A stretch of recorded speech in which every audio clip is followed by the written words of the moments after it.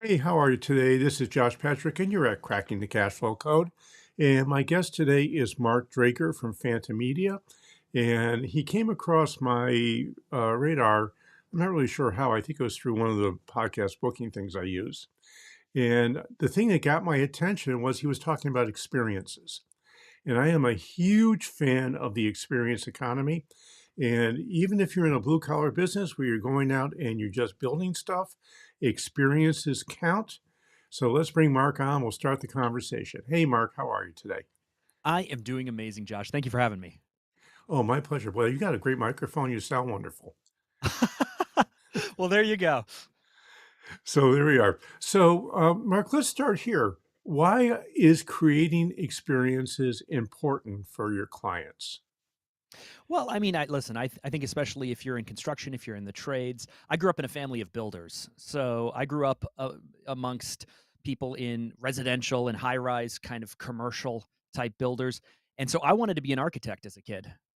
And I realized I didn't become a civil engineer. I didn't become an architect, but I realized I love building things because it's an experience. And so when people can walk into a space, what are the eye lines? What's the lights? What's the feeling? What's how does it feel when you walk into a space? I'm sure we've all been to amazing vacations, amazing hotels, amazing spaces, and you're off and you're living at this great place. And then we've also been probably to that conference room by the airport where you walk in and it's a little musty. You walk in and things are dripping, and there's a little bit of mold. It doesn't quite feel right. This is what we can give our clients that we work with. This is what how we can show up to different areas. So depending on your brand, depending on your approach, depending on what you do, we have different experiences. And then just if we're talking about personal experiences, the type of work we do, the different areas we've learned. I'm sure we all I'm sure we've all come across a challenge or a moment where we go, "Hey, this weird thing that happened 10 years ago that had nothing to do with business, nothing to do with career, somehow that's serving me now. I can use that experience to help me through this challenge." So, I just believe in trying as many things as possible from a personal experience point of view and from a business point of view, especially when it comes to sales, branding, client account management. Experience is everything. So here's something that you might want to think about if you're in the construction world. What's the experience your customers have while you're doing the work? Yeah, And yeah. too often that experience just really stinks.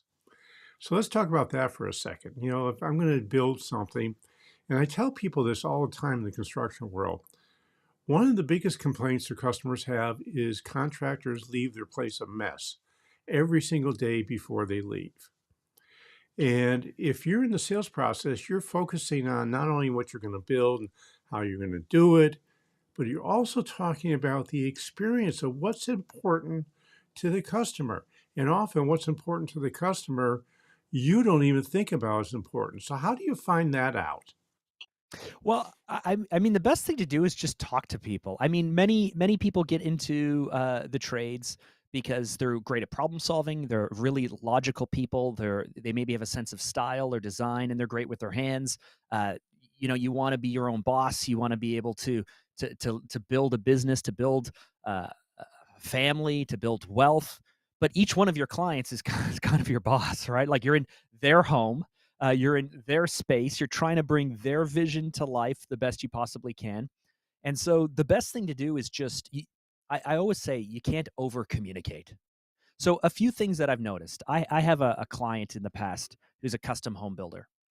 And my client, the entrepreneur, he came from the commercial project management construction world. So big projects, infrastructure projects, and the first thing these huge commercial contractors do is they put together like a really detailed run sheet, and they put together a really detailed budget and a work back schedule. And then he got into custom home building and he realized people aren't like they're open budgets. It might be 12 months, it might be 18 months, it might be 24 months. Oh, suddenly materials have changed and the number one reason that he is as successful as he is because he just sits down with people at the beginning of a project and say, "Here's what we're going to expect. At this part things are going to be messy. At this part it's going to be loud. This may take a week, at this given phase, or it may take 3 weeks because we may be waiting on other trades or waiting on other people. And literally just sitting down with people and giving them an idea of what's ahead and what to expect. I know that we're afraid to do it because what if we say it takes 2 weeks and it takes a month? What if we say we're going to do it on Tuesday and it's next Friday? So typically, as entrepreneurs, as people in construction or development, we don't want to be specific, because then if it doesn't happen, we're kind of a liar. But that last lack of specificity leaves people in the dark, and then they don't have any idea what's going on. And when they don't know what's going on, they are jumping to conclusions. They don't trust you, and and things can go wrong. So in my experience, no matter the business, just being able to say, I've done this a lot. This is how it's gonna go, and here's the part you're gonna be worried about, and here's the part you're unsure about, and here's the part we're gonna figure out together. And we might, we're gonna open up the walls, and then suddenly we're gonna find something can go wrong. And it's not my job to give you just a finished product. It's my job to be the expert at every challenge that comes along the way. That's why you're hiring me. That's why you're not hiring some really low cost trade, or you're not doing it yourself. You are literally hiring me. So when things go wrong, I will be the one to solve the problems for you. Well, I have an idea, Mark. I just want to get your feedback on this. I think it's a wonderful thing is that, the more that people know what to expect, the better off they are. Now, the challenge with construction is typically they use what is called a waterfall method, where they Yep. plan the entire job up front. Mhm. And the problem with waterfall is when one thing goes out, the whole plan just went to heck. And I'm a big fan of using what I call Scrum for Mhm. managing Agile. construction projects, which is a software development tool, but it's really good for other stuff also. Now, the cool thing about Scrum is you do 2 week sprints. So, what if after you plan the sprint, the lead or the foreman or the head person on the project goes to the client and says, here's what you can expect over the next 2 weeks. And you do that every 2 weeks. And now what you're doing is you're not, when you say something's going to happen on Wednesday, it's likely going to happen on Wednesday. If you say it's going to take, this is going to be the first part of a month-long thing, it's likely going to be that because you're planning smaller pieces at the same time, and you're starting with a clean slate every 2 weeks. What do you Yeah, think about are that you familiar idea? with Kanban as an alternate agile approach, Sure, Kanban? sure, sure. So I run an agency, and I've run an agency for a very long time. We help entrepreneurs, we help coaches, consultants, anyone who makes their money on their name. We help them with sales tools and branding and positioning. And so we tend to take waterfall approaches as well. And I know exactly what you're saying. And when we want to move into an agile approach, I think Scrum is great, but it's a challenge because everyone has to be committed to Scrum to make Scrum work. Whereas, and so just for those who may not know, Scrum is the idea that you have a backlog of potential projects. We're working on the bathroom, we're doing tiling, we're doing insulation, whatever it might be. But we know that if we're doing an entire project with a lot of different things we can jump on, we can pause something while we wait for something else. But if we're doing, let's say, a home renovation in a kitchen, we know that we have to do like an electrical rough-in inspection before we can, and then we're going to do insulation, and then we're going to do 6 mil poly, and then we're going to have to do an insulation inspection. Like, we know that there's a certain order things have to go, and if you can't continue in that order, you're kind of twiddling your thumbs. And so the reason I like Kanban a little bit more is, what it allows for is it allows you to work on a bunch of different stuff without the need for these like sprints. It's just more like how long things are taking. So if you know that you're, again, let's use electrical as an example. If you know that your team coming in for an electrical rough in, and then you have to get the inspector in, and then you have to wait for insulation and for boarding and for taping before you can do your finished stuff, and you have this board with all of these cards, or in your mind you have these different cards, and you can move things along. The thing with Kanban is you write down how many days it's a work in progress. My brother-in-law owns an auto body shop, and they've been running for 40 years, but they've implemented Kanban, and so they know that this car typically, or this step typically takes 12 days, or it takes 18 days, and it just allows you to measure that so you can get a better sense, of what's happening. I don't like bureaucracy. I find that we can waste more time and more energy just trying to stay on top of all the project management, but at the same time, the answer is not to have any, right? Yeah, that's an interesting idea. The reason I like, I mean, essentially, I take pieces of all sorts of different planning methods when I work with people, and Kanban certainly is a good piece. What I really like about Scrum, which has nothing to do with customer experience, by the way, this is actually interior employee experience, is that Scrum, by the nature of the way it works, puts the people doing the work in the expert role. Now, where it doesn't work, if you have a bunch of subcontractors working with you and you've got to bring them along to do what you need to have them do, Scrum is not going to work for that because you need everybody in the program. That's where Kanban makes a ton of sense. Now, if I'm using Kanban, and this is for employee experience because it's really important, is that you still want to do what's called a retrospective, which you look back over a certain amount of period about what went well, what didn't go well, and what can we do differently to make the stuff that didn't go well. Now, in there, there's a magic question, and this is why I call this the employee experience program, is that at the end of a sprint or the end of a 2-week period or whatever you want to measure, you have to have a measurement period. You look back and you ask the people doing the work to answer 3 questions. One, what did I love about the work we did over the last period of time? Two, what did I hate about the work that we did over the last period of time? And three, what would have to change for the stuff I didn't like to become stuff I did like? Now, when you force people to answer that question, that last question, you're putting them into the expert role, and they are going to be way more likely. You're going to have to do this for a while because at first they're going to just say, I don't know, I don't know, I don't know. But eventually you'll start getting stuff, and you're going to start having the people who really understand how to make things better on the bus to make things better. Make sense? I totally agree. Listen, it's funny because I've run a multi-million dollar business for many, many years. At our busiest, I think pre-COVID, we had 130, 140 projects a year. At any time, we had 30 to 40 projects on the go, and I had 24 staff. That was like that was overwhelming for me because we had not established. The reason I know about Scrum and all of these things is because we spent a bunch of years learning these things. But when you're small, the idea of stay small, keep it all. When you're small, you can be way more profitable by just running around like a crazy person. And you can be on top of everything up until a point. And you can Mhm. make a lot of money up until a point, and you can have Yep. profitability up until a point. Yep. But what I never had in my business was I never had line of sight over, like, project profitability. And I never understood which projects were taking too long and what parts of the projects were taking too long, and it was just gonna be so much work for me to set up the project management and the accounting and the finance and just, like, to have all the details you need to have and the systems you need to have that insight, that total view of your business. It's a lot of investment and a lot of work. But without it, you can't leverage financing confidently. You can't bring on partners confidently. You can't say no to the projects that you're not quite sure about. So I was making a lot of gut decisions and emotional decisions, and I'd wait to the end of a quarter or the end of the year because we had very large projects with where we're carrying our clients in costs for a long time, and at the end of the year, we'd go like, "Oh, wow, we were really profitable this year." And the next year, we'd be like, "Huh, we weren't so profitable." But it's because we were just focused on the work and making clients happy.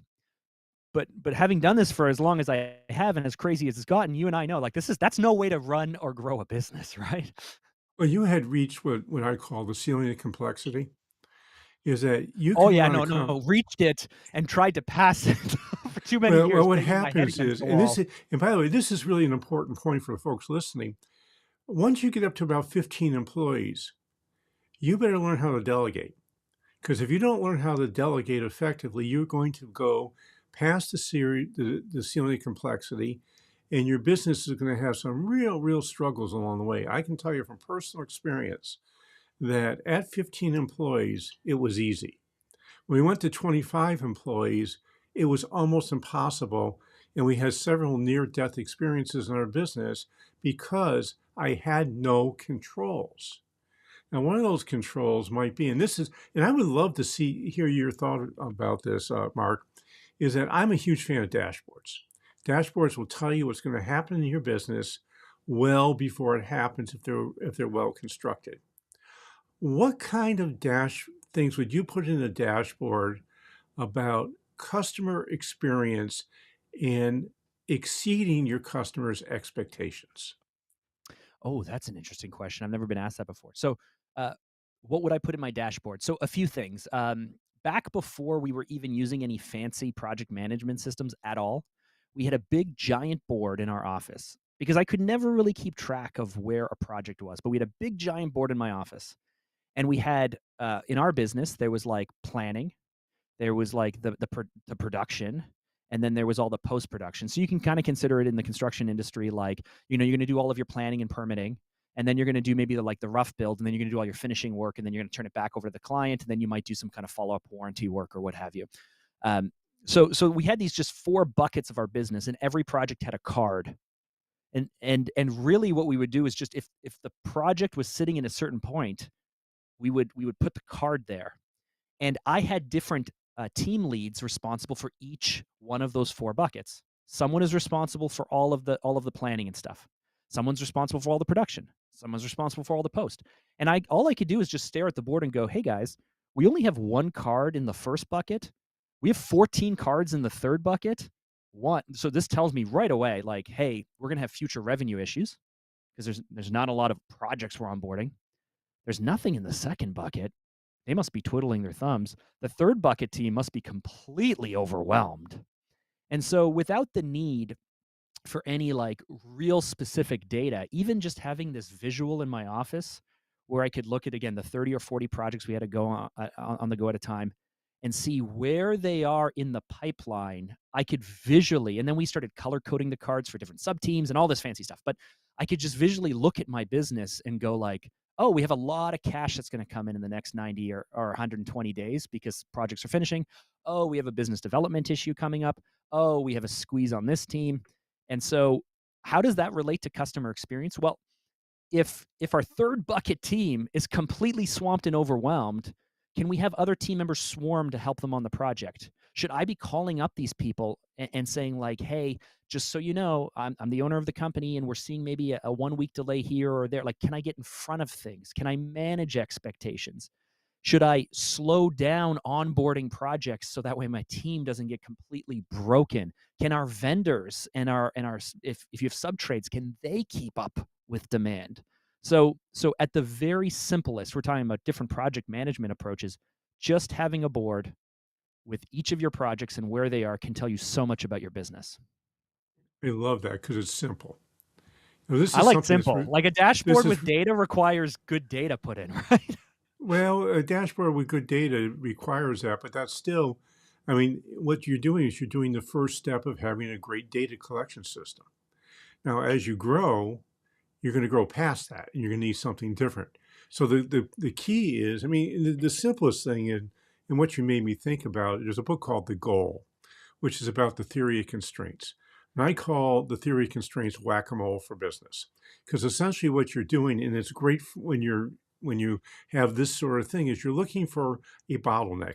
What's getting in the way of the work being done effectively and efficiently? And when you're using the theory of constraints, you focus on that to fix the bottleneck, and you let the business run for a while, and you find out where your next bottleneck is. So you're fixing one thing at a time. As you go along, you're likely to fix that thing relatively quickly. And Mark, you just brought up a really good point. Should I call my customers and let them know that we have a problem? The answer is yes. Of course you They're should. they're gonna find out sooner or later, right? Like, we had Right. a Well, project if once. you get ahead of it, you're managing expectations. And that is such a, I mean, first of all, how many businesses do that well? I don't think very many, but, can I tell you one time we had this project, and this was my team was veteran. This is just like 3 or 4 years ago. We've done 3,400 projects with 300 plus companies over 16 years, And so we should not be making these mistakes. But there was this project that had to be done for, let's say, like December 2nd. It was going to be a launch. It had to be done. And halfway through the project, that was 8 weeks long. So we had 4 weeks notice. My team knew that we were running 2 days late, and no one said anything. And we're running 2 days late, 3 weeks before deadline. Then we're running 2 days late, 2 weeks before deadline. Guess what happens? We deliver it 2 days late, and the client's like, "We had we like it's almost like you had an open house happening. You had a wedding happening at this place. Like it has to be ready the day it has to be ready." And I turned to that was the most angry I think I've ever been. I turned to my team and I said, "We've known for 4 weeks internally that we were 2 days late. If you just told me, I would have worked. I would have hired people. I would have put money on it. I would have cut stuff. Like with 4 weeks notice, there's so much I could have done to not anger and completely disappoint this client. And yet no one told me." So now that maybe has more to do with my culture or my approach or what have you, but that kind of stuff simply should not be happening in business. I mean, frankly. Well, that's where, and we don't really have time to get in this, unfortunately, because we're almost out of time right now. But that really gets into a values conversation. Because if you have really clearly articulated values with clarifying statements, I can promise you that one of your values was seriously broken, which gives you the opportunity to have a conversation about A, we made a mistake. What did we learn? What are we going to do in the future? And how did this let us down on our values?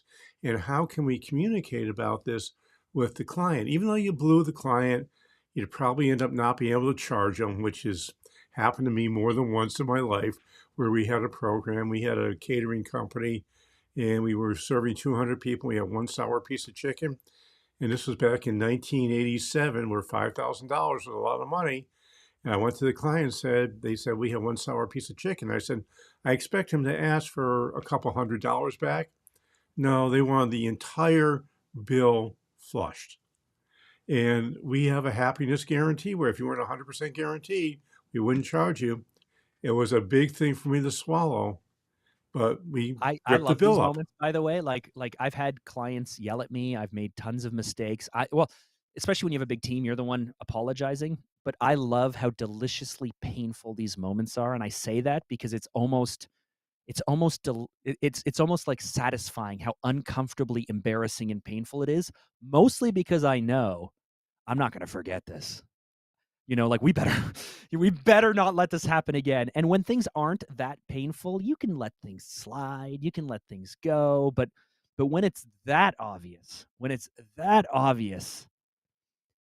people better wake up. Yeah. Yeah, and it's systems, essentially we didn't have the right system in place. So we put the right system in place. Never happened again. Anyway, Mark, unfortunately, we're out of time. You're a great guest. I have been Oh, thank this you. this time has just flown by for me. I would love to have you back again sometime. Anytime. I'm going to assume that folks listening are going to want to find you and at least find out what your company does, because we didn't really get into it. If you want to spend a minute or so telling what your company does and how to find you, I'd appreciate that. Yeah, certainly. Well, so my agency, Phantom Media, we help entrepreneurs, coaches, consultants, and their companies. So anyone who makes money based off of their name. We help them with sales strategies, with branding, with messaging, and we have a really unique process that allows us to really target in on who you want to connect with. So we have all of these spy, I shouldn't say this, we have spy tools. We have all of these tools we can use to figure out exactly who you should be speaking to, where do they live, what websites do they visit, what do they listen to, what do they watch, what do they want. And once we know who they are and where they are, we can help you craft your message and your story and all of your sales pitches to basically hook them in and influence them to move forward with you. So if you're struggling with sales or struggling to break through to the next level, or there's no real sense of urgency, or there's no real difference between you and your competitors, that's how we help people. Well, how do they find you? Yeah, head over to Phanta.com. That's Phanta. Or you could head over to Instagram. My handle is at Mark Drager, and you can send me a DM and we can jump into a conversation if you have questions. Sounds great. And I have two things I'd like you to do. First one is I've asked this a zillion times but over the last 8 years, which is go to wherever you're listening to this podcast and please give us an honest rating and review. If you love us, give us 5 stars. If you hate us, well, I'll cry, but you can say that too. But really, these reviews are really, really important. It helps people find us. And the second thing I'd like you to do is that I've been having a thing called the Financial Freedom Project. And for several years, it was very time consuming for both you and I. And we used to charge $5,000 for that.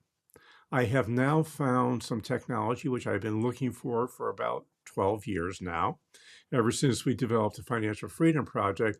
And I'm able to drop my price by 80% down to $997.